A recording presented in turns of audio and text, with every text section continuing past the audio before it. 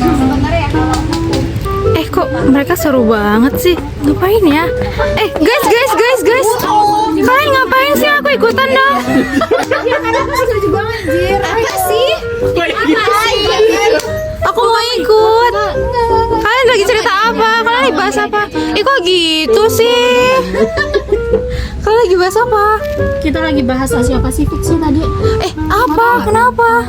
Jadi gini, kawasan Asia Pasifik itu kan sekarang lagi jadi salah satu kawasan dengan pertumbuhan ekonomi tercepat di dunia. Iya. Lanjut. Negara-negara kayak Cina, Jepang, terus Korea Selatan, sampai negara-negara ASEAN juga punya loh peran besar sama ekonomi global dunia kita ini. Keren ya. Keren ASEAN sih. Bahkan ya kawasan ini nih dikenal sebagai pusat manufaktur global karena banyak banget produk dunia mulai dari elektronik sampai kendaraan diproduksi di sini. Nah selain itu kerjasama seperti APEC dan RCEP juga bikin negara-negara di kawasan ini makin terhubung dan memperkuat perdagangan satu sama lain. Nah tahu nggak yang paling menarik? Apa? Dunia sekarang ini lagi masuk ke era transisi energi global, yaitu peralihan dari kendaraan yang tadinya berbahan bakar fosil jadi ke kendaraan listrik atau EV. Dan Asia Pasifik tuh ada di garis paling depan tau, karena dia jadi pusat produksi baterai dan kendaraan listrik. Negara-negara kayak Cina, Jepang, dan Korea Selatan tadi nih punya teknologi dan industri yang kuat dalam memproduksi baterai dan EV dalam jumlah besar. Nah, tapi di balik itu semua yang tadi muncul juga persaingan baru, yaitu perebutan kontrol atas mineral krisis seperti nikel, litium, dan kobalt. Nah, mineral-mineral ini penting banget karena jadi bahan utama baterai kendaraan listrik.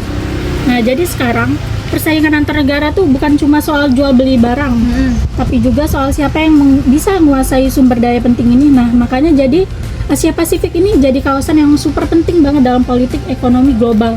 Apalagi di era kendaraan listrik kayak sekarang ini. Oh, jadi ini soal rantai pasok ya. Keren banget sih emang Asia Pasifik ya. Emang dari dulu keren sih. Tetap ada ini ya. Tapi masuk akal ya dari penjelasan tadi. Masuk sih, masuk ya. Iya. Kalian tahu nggak sih? Apa Jadi Indonesia saat ini menempati posisi penting sebagai produsen nikel terbesar di dunia. Wow.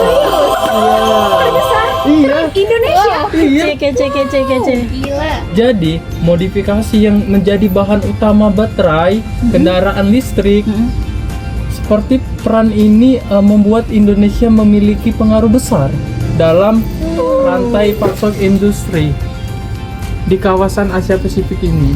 Jadi kawan-kawan, sejak tahun 2020 pemerintahan Joko Widodo menetapkan larangan ekspor biji nikel. Nah, kenapa dilarang? Karena mewajibkan pembangunan smelter dalam negeri. Oh, jadi fokusnya ke nasional dulu ya? Ya, Oke. Terus gimana tuh? kebijakan itu juga merupakan bagian dari strategi hilirisasi. Hilirisasi. Wah, apa itu? Apa tuh artinya? Hilirisasi. Iya, kayaknya baru denger deh aku. Apa tuh? Jadi, teman-teman, hilirisasi adalah kebijakan atau proses pengelolaan sumber daya mentah untuk menjadi produk setengah jadi. Supaya apa? Supaya nilai jualnya itu tinggi. Oh, gitu. Terus. Untuk sekarang ini, jumlah penelitian menunjukkan bahwa kebijakan larangan ekspor nikel menjadi titik awal mempercepatkan pembangunan industri baterai dan kendaraan listrik di Indonesia. Jadi, kebijakan membatasi ekspor ini juga dipahami sebagai instrumen negara untuk melindungi kepentingan ekonomi nasionalnya. Oh, sekrusial itu ya alasannya. Iya, dan memperkuat tawar dalam perdagangan internasional. Dampaknya apa? Apa tuh? Dampaknya adalah terserah secara regional di mana European Union menggugat Indonesia ke WTO, sementara Cina meningkatkan investasi di sektor pengelolaan nikel Indonesia. Oh, gitu. Dan negara seperti Jepang serta Korea Selatan menyukai strategi pasokan ini kan kawan. Oh jadi kebagi-bagi blok gitu, ada yang pro ada yang kontra ya? Ya. Mm-mm. Dengan demikian, kebijakan ini tidak hanya berdampak pada struktur ekonomi domestik saja, tetapi juga mengaruhi konfigurasi industri kendaraan listrik di Asia Pasifik ini kan kawan. Jadi gitu teman-teman. Wah, krusial banget ya ternyata. Isu kayak gini tuh, isu nikel yang dihilirisasi, terus ekspornya juga dibatasi ternyata ya. Nah, iya guys, kalau kita mau memahami kebijakan tersebut, kita tuh sebenarnya nggak bisa hanya ngelihat itu sebagai urusan dagang atau angka-angka statistik aja tahu. Jadi di situ kerangka ekonomik nasionalisme dari Robert Gilpin itu jadi relevan. Kayak yang udah dijelasin sama Miss waktu itu. Aku lupa, emang itu gimana? Teman-teman, dalam kerangka ekonomi nasionalisme ini yang dikembangkan oleh Robert Gilpin, negara itu masih menjadi aktor utama dalam sistem ekonomi internasional. Nah, jadi pasar itu nggak sepenuhnya bebas karena negara punya kewenangan untuk mengatur dan membatasi aktivitas ekonomi demi kepentingan nasional. Nah, jadi artinya setiap kebijakan ekonomi itu selalu berkaitan dengan distribusi kekuatan dalam sistem global. Oh gitu. Iya, betul sekali. Terus juga Gilpin ini menjelaskan kalau negara itu nggak hanya mengejar efisiensi atau pertumbuhan, tapi juga mereka mengejar keamanan ekonomi, kemandirian industri, dan posisi tawar yang lebih kuat. Karena itu, kebijakan kayak batasan ekspor atau kontrol atas sumber daya strategis tidak sekedar dianggap sebagai gangguan pasar, melainkan sebagai instrumen politik untuk memperkuat kapasitas nasional. Nah, terus di sini juga ada keuntungannya. Nah, yaitu keuntungannya ekonomi global juga nggak selalu merata, sehingga negara terdorong untuk melakukan intervensi agar bisa lebih naik dalam rantai nilai global. Jadi dengan perspektif ini, kebijakan perdagangan itu dipahami sebagai strategi kekuatan. Jadi kayak negara menggunakan instrumen ekonomi untuk mengurangi ketergantungan dan meningkatkan pengaruhnya, terutama dalam konteks persaingan kawasan kayak Asia Pasifik yang kita tahu ya semakin kompetitif. Oh gitu. Betul sekali. Ada pertanyaan? Cukup sih, jelas. Nah, jadi gitu guys. Oh, jelas banget sih apa yang dijelasin sama si Dara ya. Jelas banget. Nah, setelah aku pikir-pikir juga ya, teori yang dijelasin Dara tadi emang krusial banget sih ngebahas si larangan ekspor biji nikel ini, karena kebijakan ini kan gak hanya bertujuan untuk meningkatkan pendapatan negara ya, tetapi juga mencoba untuk mengubah posisi Indonesia dalam global value chain industri kendaraan listrik. Nah, dalam kerangka Gilpin tadi juga negara ini kan mengejar yang namanya relative gains. Relative gains ini upaya untuk mengejar sesuatu dengan memanfaatkan sumber daya strategis sebagai leverage geopolitik di kawasan Asia Pasifiknya. Nah, meskipun ya kebijakan ini banyak negara-negara lain yang berpikir bahwa itu tuh proteksionisme, padahal dia ini punya tujuan strategis nih. Apa itu tujuannya? Nih mungkin lumayan banyak sih tujuan strategisnya. Mungkin kita bedah dulu ya. Dari yang pertama itu ada transformasi struktur ketergantungan global. Itu gimana tuh maksudnya? Jadi Indonesia ini berupaya untuk keluar dari posisi sebagai pemasok bahan mentah bernilai rendah dengan mendorong yang namanya hilirisasi industri melalui pengembangan smelter dan industri baterai domestik. Bahkan kayak ada loh laporan dari World Bank yang ngejelasin bahwa peningkatan signifikan investasi manufaktur berbasis nikel setelah kebijakan ini diterapkan itu beneran yang meningkat, dan itu kayak data sekitar tahun 2023. Jadi kayak beneran sebagus itu kan. Nah, next yang kedua itu apa ya? Kedua itu kayaknya upaya naik dalam global value chain tadi, dimana nilai ekonomi terbesar industri kendaraan listrik ini kan berada pada tahap pemrosesan ya, dan produksinya juga teknologi.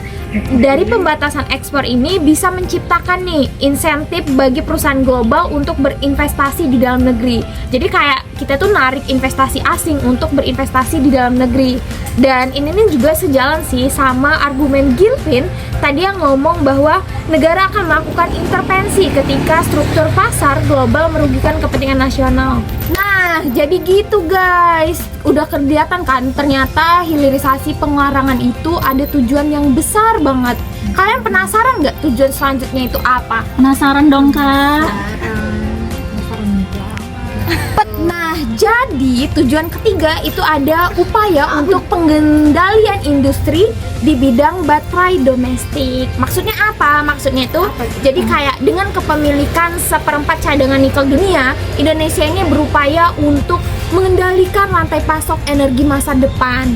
Jadi kayak dia tuh diam-diam, oh kan gue yang punya nih 1/4 nikel dunia, jadi kayak gue akan mengendalikan nikel ini gitu. Nah, bahkan kayak ada survei nih yang jelasin bahwa mineral kritis ini menjadi faktor utama dalam kompetensi energi global. Jadi kayak sebenarnya dengan penghalangan ekspor ini bagus banget sih untuk kita Indonesia. Terus keempat nih, tujuan terakhirnya untuk mengurangi yang namanya status sebagai eksportir bahan mentah. Maksudnya gimana? Nah, kalian pasti penasaran, pasti kayak lah sebagai eksportir harusnya bagus kan? Iya. Tapi kebijakan ini bertujuan untuk keluar dari commodity trap melalui peningkatan nilai tambah domestik. Jadi kayak mereka tuh ingin menyetarakan nih. Jadi kayak kita nggak cuman eksportir bahan mentah, tapi kita juga berupaya nih untuk yang namanya menghasilkan sesuatu yang lebih bernilai lagi. Itu teman-teman. Jelas banget ternyata ya. Nah gitu sih tujuannya. Terus juga kalian tau gak sih bahwa pembatasan ekspor ini dapat dipahami sebagai strategi power accumulation. Nah Apa itu dan maksudnya? ada tiga maksud nih, ada 3 mekanisme. Yang pertama ada research leverage, terus juga ada industrial upgrading, sama strategic dependency reversal. Nah, jadi dengan demikian Indonesia ini berupaya nih bergerak dari posisi rule taker menjadi rule shaper dalam ekonomi politik kawasan.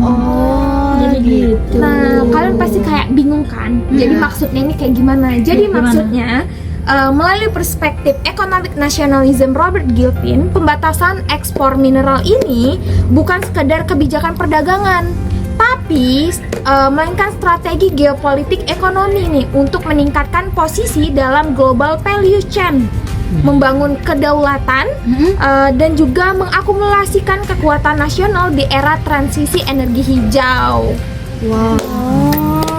Kompleks banget. Iya, real banget sumpah. Wow, rumit banget. Nah, jadi bisa kita, menurutku ya bisa aku ambil kesimpulan dari pembahasan kita tadi ya. Kalau pembatasan ekspor nikel Indonesia ini nggak cuman berdampak pada industri nasional ya di dalam negeri gitu kan, tapi juga itu tuh udah ngubah struktur ekonomi kawasan gitu, kawasan Asia Pasifik kayak gitu kan. Nah, tadi kan kita sempat bahas dan aku tuh sempat searching beberapa sumber gitu ya teman-teman, dimana salah satunya adalah berdasarkan laporan dari International Energy Agency di tahun 2025. Jadi dia tuh bilang gini, laporan tuh ngebahas kalau Indonesia ini menyumbang sekitar 48 sampai dengan 50% produksi nikel global pada 2022 sampai dengan 2023. Nah, itu termasuk besar banget sih untuk negara Indonesia gitu kan. Nah, jadi sehingga posisi Indonesia itu menentukan rantai pasok global gitu untuk industri kendaraan listrik ini. Nah, nggak cuma satu sumber, jadi sumber lainnya itu dari Organization for Economic Cooperation and Development tahun 2023 mencatat bahwa kebijakan pembatasan ekspor mineral meningkat 5 kali lipat sejak tahun 2009 lalu. Nah, hal ini tuh menunjukkan tren global di mana negara itu semakin mengedepankan nilai tambah domestiknya dan juga mengamankan hal tersebut kayak gitu. Nah, iya, jadi dengan kombinasi hal ini tentunya kebijakan Indonesia pembatasan ekspor nikel tadi itu tuh berdampak pada industri electric vehicle ini sendiri gitu, terutama di kawasan Asia Pasifik. Nah, kalian tahu nggak sih kira-kira ada berapa dampak sih dari hal ini? Berapa? Nah, sebenarnya dampak itu ada banyak, cuman aku mengerucutkan ada 5 dampak utama. Banyak. Iya, itu termasuk banyak ya, tapi ini penting banget untuk aku kasih tahu ke kalian. Positif atau negatif, Kak? Jadi dampak positif atau negatifnya itu tergantung gimana perspektif kalian melihatnya. Gimana negara siapa yang terkena dari POV negara mana melihatnya kayak gitu. Apa tuh? Oke, yang pertama adalah rekonfigurasi rantai pasok. Jadi kebijakan ini tuh udah ngeubah struktur dari negara-negara industri kayak gitu.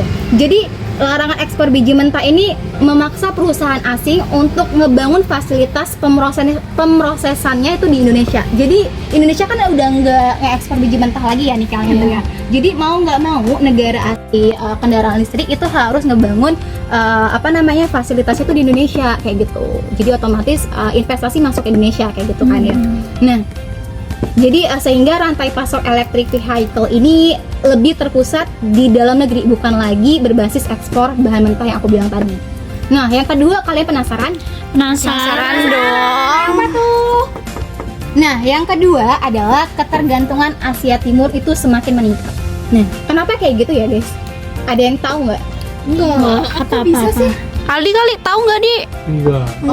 Sekarang ada yang tahu, aku kasih tahu ya. Jadi Cina, Jepang, dan Korea Selatan kan negara Asia Timur ya? Benar. Nah, jadi ketiga negara ini tuh semakin bergantung pada stabilitas kebijakan dari Indonesia. Jadi mau nggak mau mereka tuh kayak kebijakan apapun yang dilakukan Indonesia terhadap ekspor nikel ini itu mempengaruhi kebijakan mereka kayak gitu. Oh. Iya, jadi dengan hampir setengah produksi global, Indonesia ini punya daya tawar yang signifikan dalam rantai pasok nilai global kayak gitu. Termasuk nilai regional sendiri di kawasan Asia Pasifik. Nah, poin ketiga itu adalah pergeseran investasi ke Indonesia. Ya kayak yang aku bilang di awal tadi, poin pertama di mana dampak dari kebijakan hilirisasi ini mendorong masuknya investasi besar di sektor smelter dan baterai, terutama dari Cina. Sebagai yang kita tahu, Cina adalah ekonominya sangat signifikan ya di Asia Asia Timur gitu kan. Yang itu mempengaruhi dinamika kawasan di Asia Pasifik sendiri, gitu kan. Nah, hal ini juga jadi semakin memperkuat posisi Indonesia dalam global value chain, teman-teman. Oke, itu ada 3. Kalian masih mau dengar nggak poin kedua? Boleh dong. Habisin, Kak. Spill the tea. Ya, Iya. Yang keempat itu adalah menguatnya research nationalism. Maksudnya gimana? Jadi gini, berdasarkan data dari Organization for Economic Cooperation and Development, tahun 2023 menunjukkan kalau tren pembatasan ekspor mineral, di mana Indonesia ini jadi contoh kalau kontrol sumber daya itu bisa digunakan untuk strategi pembangunan dan alat kekuatan ekonomi gitu. Jadi kontrol itu tuh ibaratnya ini positif, teman-teman. Itu gimana ya? Mesti kontrol itu jadi Jadi mengamankan keamanan nasional negara kayak gitu. I see. Nah, poin terakhir teman-teman, semoga kalian gak ngantuk dengar aku ngomong. Apa itu? Aman. Oke, yang kelima itu adalah pergeseran menuju kompetisi strategis. Maksudnya? Maksudnya gini, Asia Pasifik itu nggak lagi sepenuhnya berbasis perdagangan bebas kayak gitu. Jadi mineral kritis ini diperlakukan sebagai aset yang strategis, aset yang penting kayak gitu. Jadi integrasi kawasan itu semakin dipengaruhi oleh persaingan penggunaan sumber daya. Makanya kayak kalau negara yang punya sumber daya itu beruntunglah dan bersyukurlah karena kamu punya daya tawar yang tinggi untuk global value chain kayak gitu. Jadi secara garis besar kita bisa lihat kalau kebijakan ini tuh adalah tanda kalau Asia Pasifik itu lagi bergerak ke tatanan ekonomi liberal menuju tatanan ekonomi yang strategis, di mana kekuatan negara itu semakin ditentukan oleh kontrol atas mineral kritis dalam era transaksi energi. Jadi gitu. Ah, itu mah aku ngerti. Ini pegangin, aku juga mau ngomong. Ih, sabar dong. Jadi Dengar dulu dong. So cantik. Emang cantik. Jadi gini ya, kalau menurut aku, kalau dari pandangan aku sendiri, Indonesia itu ngelakuin pembatasan ekspor nikel bukan karena soal ekonomi biasa, tapi ini tuh nunjukin bahwa kawasan Asia Pasifik itu udah mandang perekonomian ini dengan cara yang berbeda. Dulu kan Asia Pasifik lebih fokus pada perdagangan bebas ya, tapi kalau sekarang kita tengok mereka itu udah melihat sumber daya sebagai alat strategi. Kayak gitu ya. Gimana tuh? Nah, itu maksudnya kayak misal nih Indonesia ya memberlakukan yang namanya larangan ekspor biji nikel itu sejak 2020. Tujuannya supaya nikel itu diproses terlebih dahulu. Jadi kayak produk bahan mentah itu jangan langsung diekspor gitu-gitu aja, tapi diolah dulu di negaranya. Biar apa? Biar ada nilai tambah gitu loh. Jadi negara kita itu ada dapat untung juga. Jangan langsung ekspor doang gitu kan. Karena kalau kita lihat ya, Indonesia kan salah satu produsen nikel terbesar di dunia. Dan jadi kebijakannya ini bisa berdampak besar pada industri seperti kendaraan listrik di Cina, Korea Selatan, Jepang. Nah, negara-negara itu kan butuh banget sama yang namanya nikel untuk baterainya. Jadi ketika Indonesia memberlakukan kontrol terhadap ekspornya, otomatis posisi tawar kita naik di kancah internasional. Masuk akal sih. Iya kan. Nah, terus Indonesia sekarang itu nggak hanya jadi pemasok bahan mentah, tapi sekarang udah jadi aktor strategis dalam rantai pasok kawasan kita. Jadi ini tuh menunjukkan tanda bahwa ekonomi di Asia Pasifik ini semakin dipengaruhi kepentingan nasional dan strategi jangka panjangnya. Kedepan kemungkinan ya dari yang aku lihat dari kondisi di Asia Pasifik ini, kemungkinan negara lain akan mengikuti lah ya jejak Indonesia dalam memperlakukan kebijakan ini tadi. Karena kalau misalnya dilihat kemungkinan negara yang lain yang punya kayak litium, kobalt atau tanah jarang itu tadi, jika mereka melakukan hal yang sama, persaingan memperebutkan sumber daya seperti mineral kritis itu akan menjadi semakin kuat. Jadi kompetisinya bakalan semakin tegang gitu loh, apalagi di kawasan Asia Pasifik. Nah, negara-negara industri juga mungkin akan membuat aliansi. Nah, aliansi ini pasti bakalan bahas tentang kayak kontrak jangka panjangnya, terus memberi subsidi supaya pasokannya aman. Jadi mereka udah bentuk aliansi-aliansi sendiri dan mereka pasti bakalan membedakan mana yang condong terhadap China dan mana yang ingin mengurangi ketergantungan terhadap China-nya. Terus langkah Indonesia kalau dari pandangan aku ya guys, mereka ini strategis dan juga masuk akal sih. Tapi tetap harus dibarengi tata kelola yang baik dan juga perlindungan lingkungan supaya nggak nimbulkan masalah yang baru dari kebijakan ini tadi. Jadi biar seimbang gitu ya. Betul. Karena kan segala sesuatu itu harus imbang ya, biar menjaga tata kelolanya semua. Itu sih guys. Masuk akal sih. Iya. Meskipun kamu sok cantik, tapi materi kamu menggigit ya. Iya dong. Sekali. Makanya kalian denger dulu aku. Makanya kalian itu kalau mau bahas apa-apa tuh ajakin aku. Aku juga ngerti tahu. Ih, males.